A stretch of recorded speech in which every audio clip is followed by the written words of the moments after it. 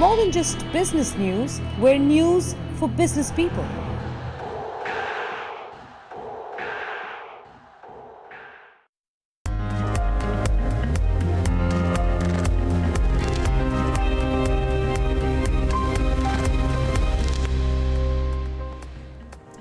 Good morning. You're watching DayBreak on Bloomberg Quint Live, India's first digital live streaming business news service.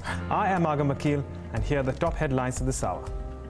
Asian markets open mixed as investors await China's response to the US's move of putting out its list of trade barriers on Chinese exports. And the US puts out its list of Chinese goods that will attract 25% tariff, focuses mainly on high-tech items like semiconductors and lithium batteries. And the RBI allows Punjab National Bank to stagger its losses incurred due to the Nirav Modi fraud over 4 quarters. And ICICI Securities and Mishra Dhatu Nigam are the 2 companies that get listed today. And the Dow jumped nearly 400 points on Tuesday, and this is after bouncing back after a weak start to the second quarter as investors opted to buy stocks at cheaper prices as they continue to weigh risks related to global trade and recent turmoil in once a high-flying tech sector. Bloomberg's Abigail Doolittle wraps up all the Wall Street action in this report. There were big gains for stocks at the end of the session on Tuesday, with the Dow, S&P 500, and the Nasdaq climbing by 1% or more. Now, this bullish finish followed much intraday volatility, with both the S&P 500 and the Nasdaq lower at various points during the day. At the end of the session, though, the bulls prevailed as sentiment lifted on Amazon, which has been hit recently by concerns that President Trump may try to effect changes around the company. In fact, the entire FANG trader, Facebook, Amazon, Netflix, and Alphabet finished higher as investors looked past the possibility of any sort of big tech regulation. Now, the gains on the day, though, weren't just about big tech in the FANG stocks. It was a broad-based rally, with all 11 of the S&P 500 sectors trading higher. Other big winners on the day included Under Armour, up 4.5% on positive analyst comments, which helped Nike and Foot Locker as well, while the auto stocks did well as GM, Ford, and Fiat Chrysler reported very strong March sales numbers. And Tesla rose as well, up about 6% on better than feared Model 3 production numbers for the first quarter. This, as CEO Elon Musk indicated, production is set to accelerate. Overall, then, with stocks sharply higher and bonds lower, Tuesday's Wall Street session was risk on and certainly a rebound to Monday. In New York, Abigail Doolittle, Bloomberg News. And U.S. is not alone in being concerned about Chinese trade practices. That's the word coming in from the first Deputy Managing Director at IMF, David Lipton. He further says that China needs to find a way for free and fair trade and to get along with its trading partners. It's unfortunate that trade tensions are arising just at this moment where global recovery is being supported by trade. For the first time in a long time, trade's growing faster than global GDP, and in that way it's spreading recovery around the world. Now, the trade tensions, one has to understand, they arise because people feel as though trade is unfair and trade advantages being gained by other countries, and that's causing them dislocation. So we have to understand that the dissatisfaction that's leading to these trade actions has a reason. But at the same time, we think that the differences of view should be settled through cooperation and through dialogue, and that's the way to make sure that trade continues to grow, that market access increases, but on a fair basis, and that way everyone can still gain. I understand. So you would think the U.S. does have a point when it comes to China. Is the way they're doing this that might not be the most appropriate? Well, I think the U.S. is not alone in being concerned about Chinese trade practices. And I think the Chinese, if you look at recent statements by their premier, they acknowledge that some of their practices, which were not a globally significant factor when they were a smaller economy, say 15 or 20 years ago, are now something that needs to be addressed. I think the time has come for them to address it. They, too, need globalization. That's how they've had this spectacular growth, and that's how they'll have a strong future. So they need a globalization that's durable, and that means finding a way to have free and fair trade and to get along with their trading partners. That's David Lipton there talking about the trade action that could transpire between the US and China. But moving on, let's take a look at the Asian markets and how they are faring for now. And we're looking at marginal cues. So starting off with the Nikkei, it's up 0.2% at around 21,327. Not too much to speak for, just up and about by as much as 36 points. But what is the implications when it comes to the SGX Nifty? Well, again, we're not looking at too much change there either. But in terms of what we can expect in today's day of trade, we have Darshan Mehta, as usual, joining us to give us an idea on the trade setup. Darshan, over to you. Good morning. Well, good morning, Agam. The SGX Nifty cooled off significantly. It was up almost 40 points at one point of time. It's cooled down to just 3 points, given the fact that some of the Asian markets have corrected from the highs of the day. As far as ADRs are concerned, most of them ended with a positive bias. So Tata Motors was up almost 2.5%. Vedanta, Dr. Reddy's and ICICI Bank managed to gain in trade yesterday. The other ADRs, so HDFC Bank was the only one that was flat, but otherwise it was a good day as far as most of the ADRs is concerned. Now, crude has been rather flat or range bound over the past few days. So what we're seeing is that Brent crude is still below the $68 barrel per mark, and WTI is still below the $64 barrel per mark. So there is weakness that's seen. Mixed close by most of the base metals on the LME, because if you saw yesterday what happened, most of the base metals didn't move too much. So copper was up over 1%, nickel was up over 1%, but at the same time aluminium was down over 1%. Tin and lead was up almost 0.5%, so nothing much happening. But commodities in China have opened slightly weak, so aluminium is down 0.5% and zinc is down almost close to 1%. Most of the precious metals are also trading with a negative bias. Now, what happened as far as fund flows are concerned? What we saw was FIs were net sellers to the tune of 377 crores. DI has bought in almost 480 crores in the cash market.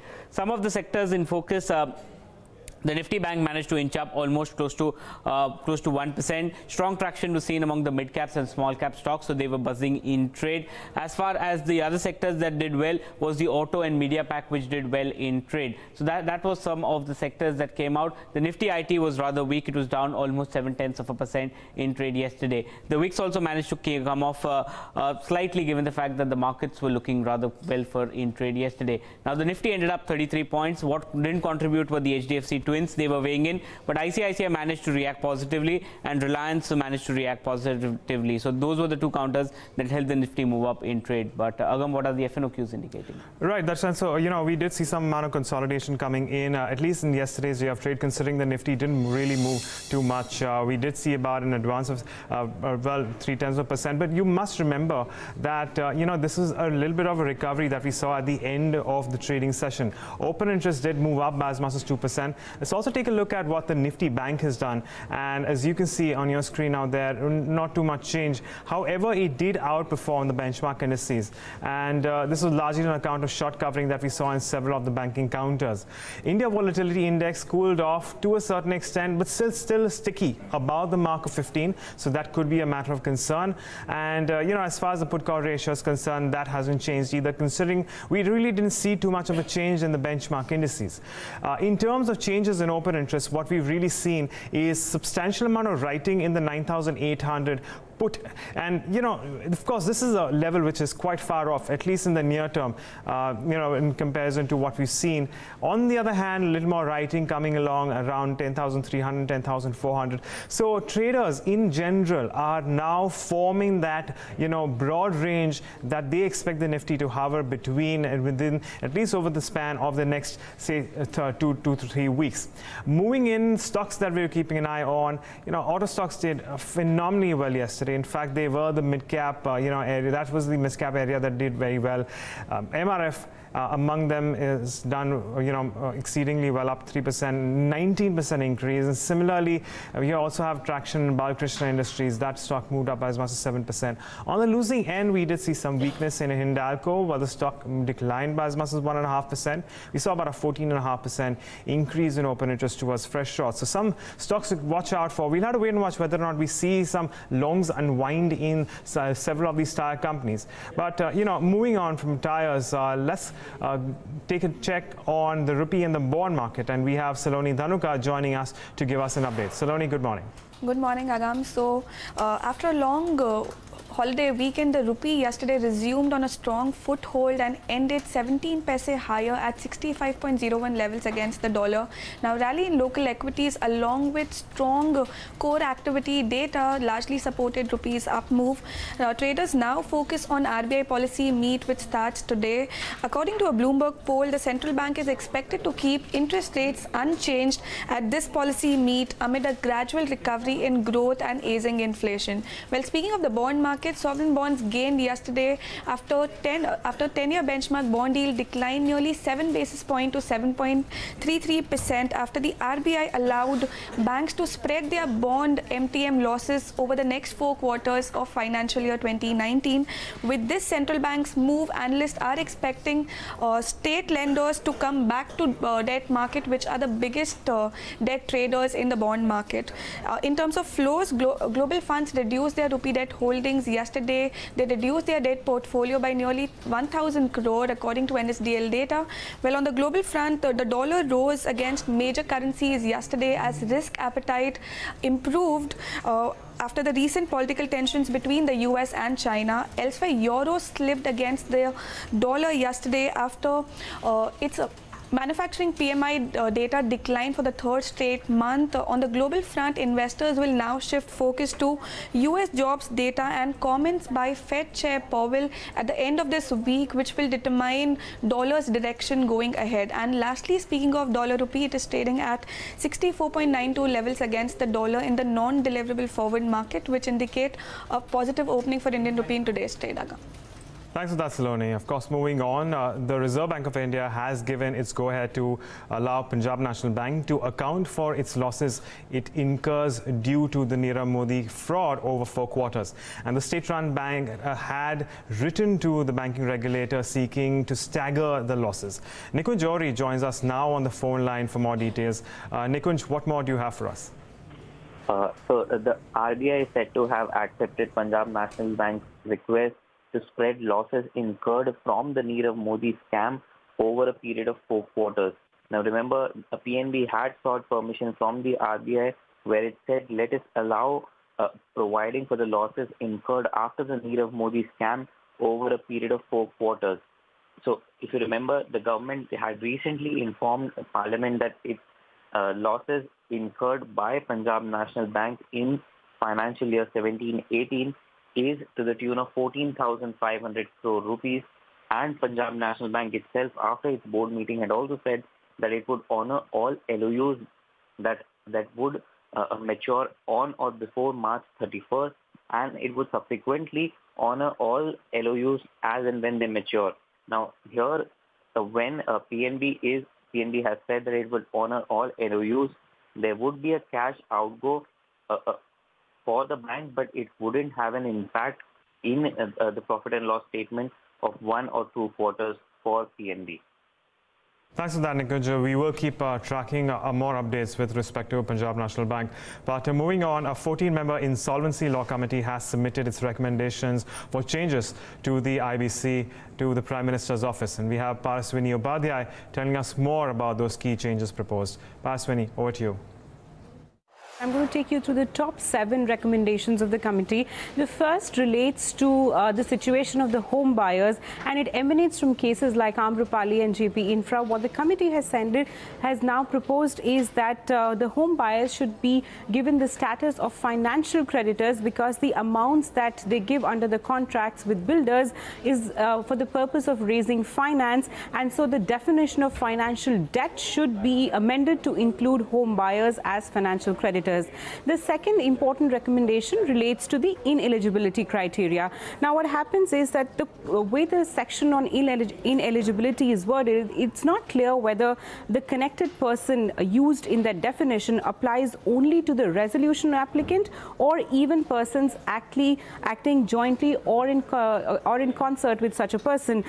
So now the committee has recommended that the ineligibility criteria will be applicable only to the resolution applicant applicant and its connected person, because if the latter interpretation was taking that to be extending it to person acting jointly or in concert, institutions like banks or ARCs and alternate investment funds that are currently specifically excluded from the definition of connected person could have gotten caught in the term which is persons acting jointly or in concert with such a person, and hence a suggestion to do away with this term and expand the pool of potential resolution applicants.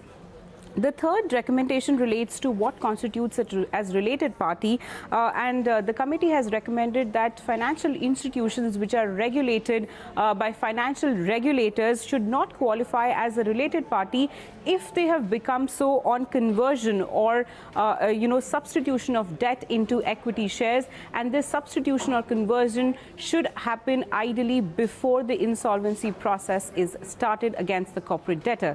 The fourth important change relates to who the moratorium applies to. Now, the moratorium is the period during which all other legal proceedings against a corporate debtor stand abated while that company is facing insolvency. So what the lenders currently were facing was they couldn't even invoke the personal guarantees of promoters that they had given, as collateral for loans to the, let's say the subsidiaries or that are facing insolvency proceedings. So now what the committee has recommended that this moratorium should now only extend to the assets of the corporate debtor. This would mean that potentially lenders, if this recommendation is accepted and made part of the law, can go after promoter, guarantees or holding company guarantees that could have been given to them. The final change, rather the second last change, relates to trading in the companies that are facing insolvency proceedings. The committee has recommended that trading of companies that are facing insolvency should not be halted because it may result in better price discovery and continuation of the entity as a going concern. The final recommendation relates to the voting share. Currently, 75% of the committee of creditors need to approve for a decision to go through. That percentage the committee has recommended should be brought down to 66% or more for expediting the decision-making process at the committee of creditors level.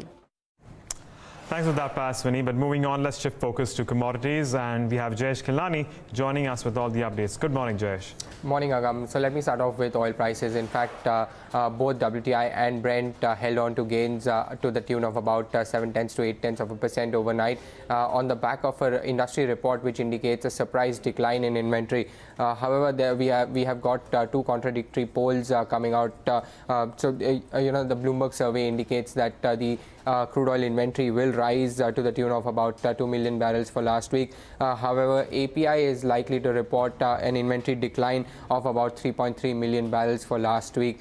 So really we'll have to wait and watch what actually comes out. But as far as the base metal space was concerned, the index itself extended gains to 4 days in a row now. Copper, one of the top gainers, the climb was supported by continued growth in the Chinese manufacturing sector.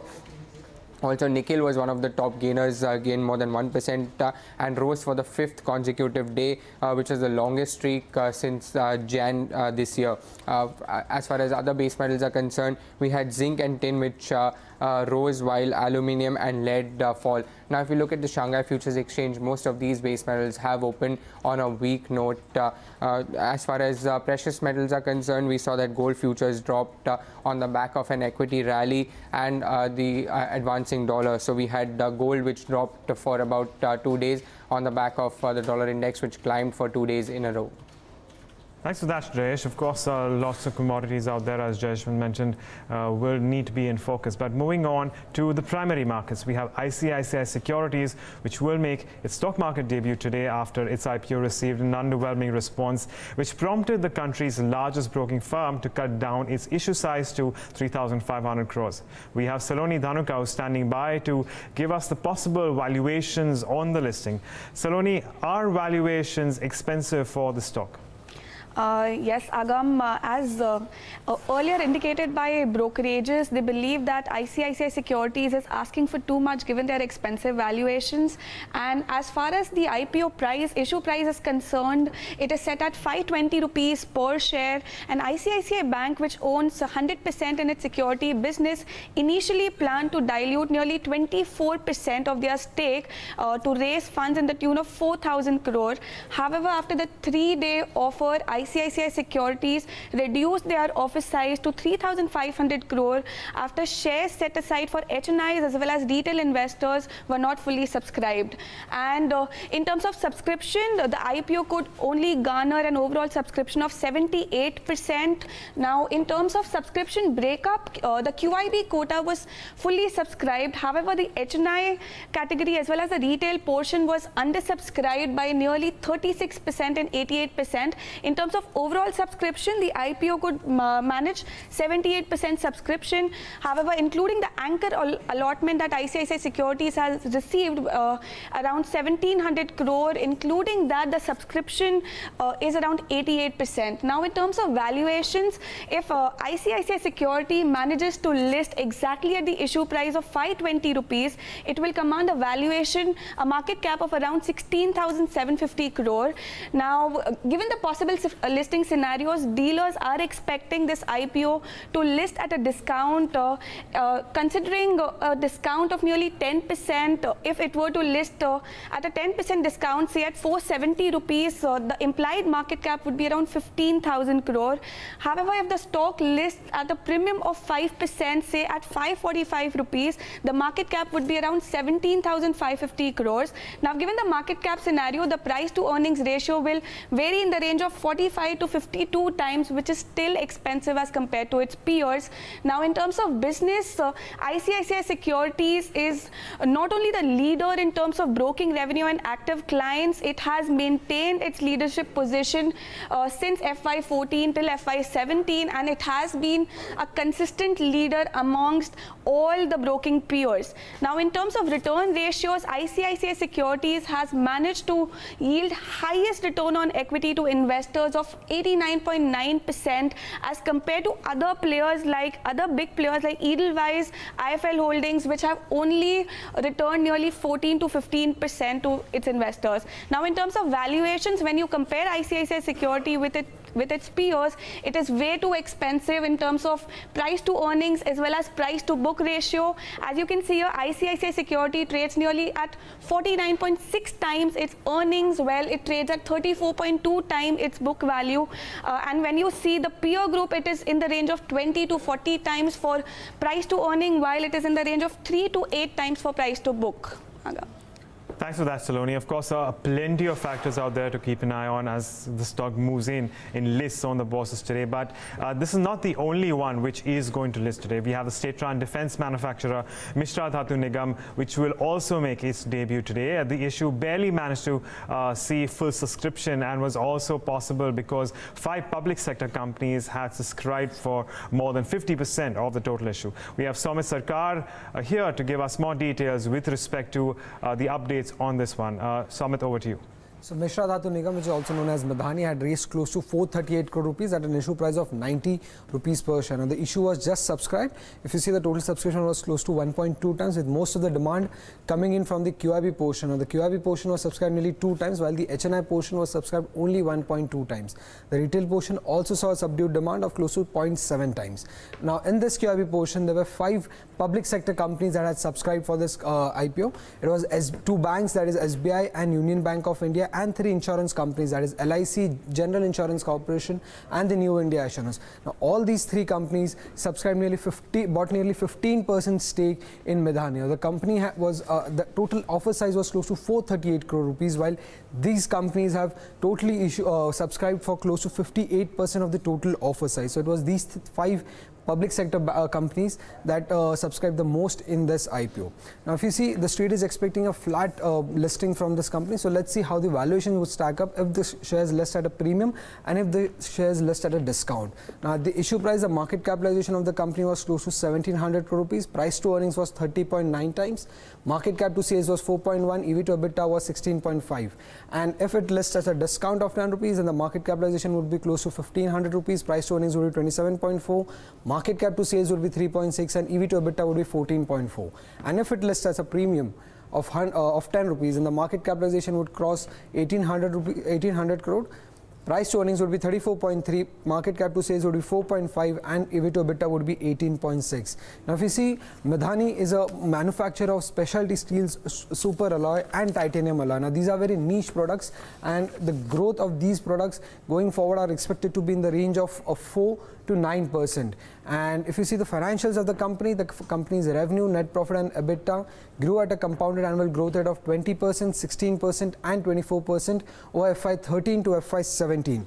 On the balance sheet side, the debt on the book of Midhani is very low and it's a net debt, it's a net cash company if you see, and the total cash value per share is close to 14 rupees and the book value per share is 39 rupees. Lastly, in the return ratio side, the return ratios are a bit muted. The return on equity is 7.4, return on capital employed is 7.8 and return on asset is 4.4% on an annualized basis for financial year 2018. Right, so Amit, of course, that's the other one that we will be watching out for as we move into today's day of trade lists at 10 o'clock today. But moving on, in terms of stocks which will be in the news and will be buzzing, we have Shraddha Babla joining us with that list. Good morning, Shraddha. Good morning, Agam. So, of course, we're starting off with Zensar Technologies, which is won a 4-year, $79 million contract, and that is from the city of San Diego. This translates into about $20 million of revenue per year, or close to about 4 times its FY18 revenues. This is the first deal win in the IMS segment after the new IMS head was appointed. Remember, this is the segment which had been dragging the overall performance for Zensar Technologies, so we could see some positive reaction on that counter. Then you also have a PTI report which said that Jet Airways was in a pact to buy 75 Boeing 737 planes as they look to strengthen their presence in the fast-growing domestic aviation market. AkzoNobel is another one to watch out for. They'll consider a share buyback on April 6th. Jubilant FoodWorks, some clarification coming in there. They've said that they have passed on the full benefit of GST rate cut to consumers and they will submit documents to the anti-profiteering body. Another smaller name, Big Block Construction, they will issue 8 lakh convertible warrants to promoters. And lastly, we are also tracking Indiabulls Housing Finance in the back of a bulk deal where Treetop Convertible Singapore bought 1.8% stake, which was sold by Merrill Lynch Market Singapore. So those are some of the stocks to watch, Agam. Of course, so we will be watching out for those as we move in, but moving in, fuel prices have been soaring with diesel at levels never seen before and petrol prices at a 4-year high. Why is it happening and what does it mean for the common man? Take a look.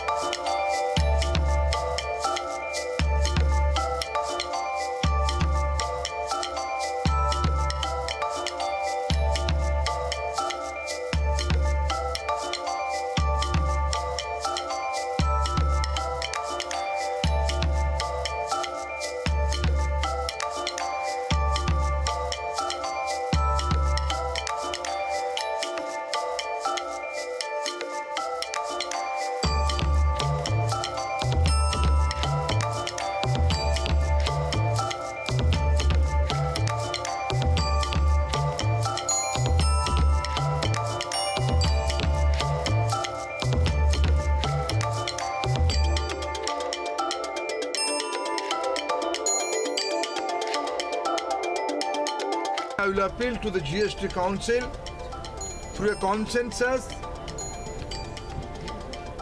Finally, this product has to come into the GST framework.